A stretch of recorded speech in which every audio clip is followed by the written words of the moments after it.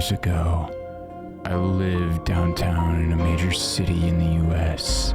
I've always been a night person, so I'd often find myself bored after my roommate, who was decidedly not a night person, went to sleep. To pass the time, I used to go for long walks and spend the time thinking. I spent 4 years like that, walking alone at night, and never once had a reason to feel afraid. I always used to joke with my roommate that even the drug dealers in the city were polite, but all of that changed in just a few minutes of one evening.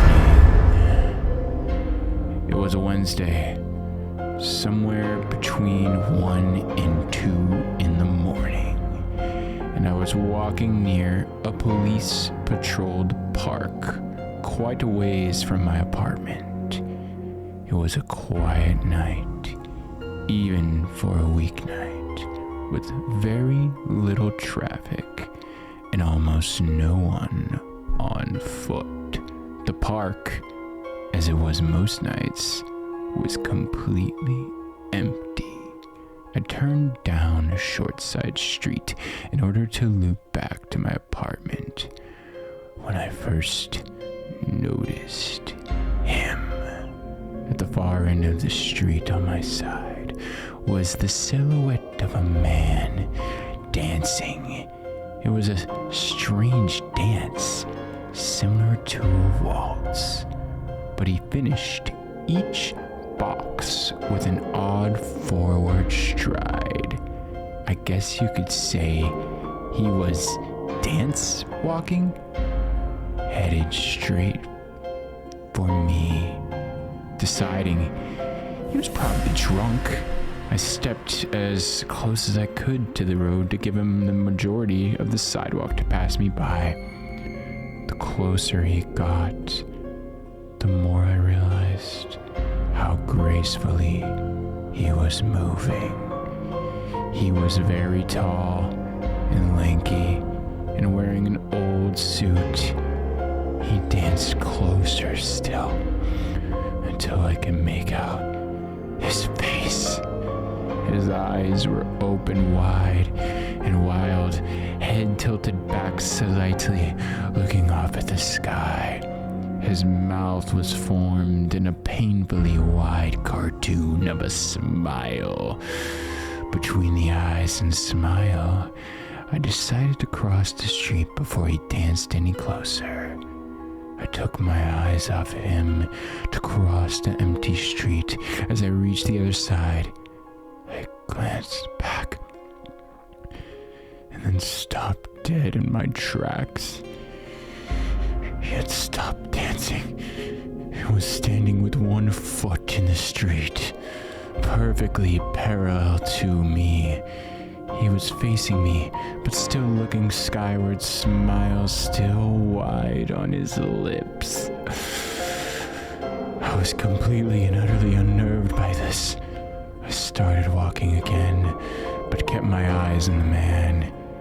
He didn't move.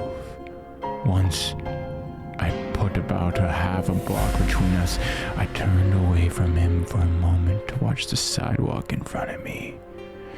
The street and sidewalk ahead of me were completely empty.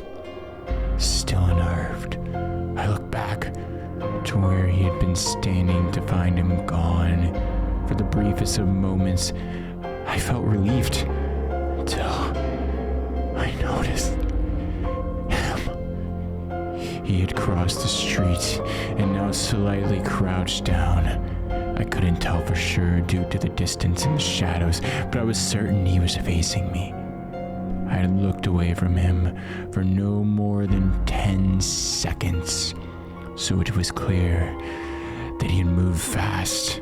I was shocked that I stood there for some time staring at him, and then he started moving toward me again. He took giant, exaggerated tiptoed steps as if he were a cartoon character sneaking up on someone, except he was moving very, very quickly. I like to say at this point, I ran away or pulled out my pepper spray or my cell phone or anything at all, but I didn't. I just stood there, completely frozen, as the smiling man crept toward me. And then he stopped again, about a car length away from me, still smiling, his smile still looking at the sky. When I finally found my voice, I blurted out the first thing that came to mind. What I meant to ask was, "What do you want?" In an angry, commanding tone. What came out was a whimper. What? Regardless of whether or not humans can smell fear, they can certainly hear it. I heard it in my own voice, and that's only made me more afraid. But he didn't react to it at all. He just stood there, smiling. And then after what felt like forever, he turned around very slowly and started dance walking away. Just like that, not wanting to turn my back to him again. I just watched him go until he was far enough away to be almost out of sight. And then I realized something. He wasn't moving away anymore, nor was he dancing. I watched in horror as the distant shape of him grew larger and larger. He was coming back my way, and this time he was running. I ran too. I ran until I was off of the side road and back onto a better lit road with sparse traffic. Looking behind me then, he was nowhere to be found. The rest of the way home, I kept glancing over my shoulder, always expecting to see his stupid smile, but he was never there. I lived in that city for 6 months. After the night, I never went out for another walk. There was something about his face that always haunted me. He didn't look drunk. He didn't look high. He looked completely and utterly insane.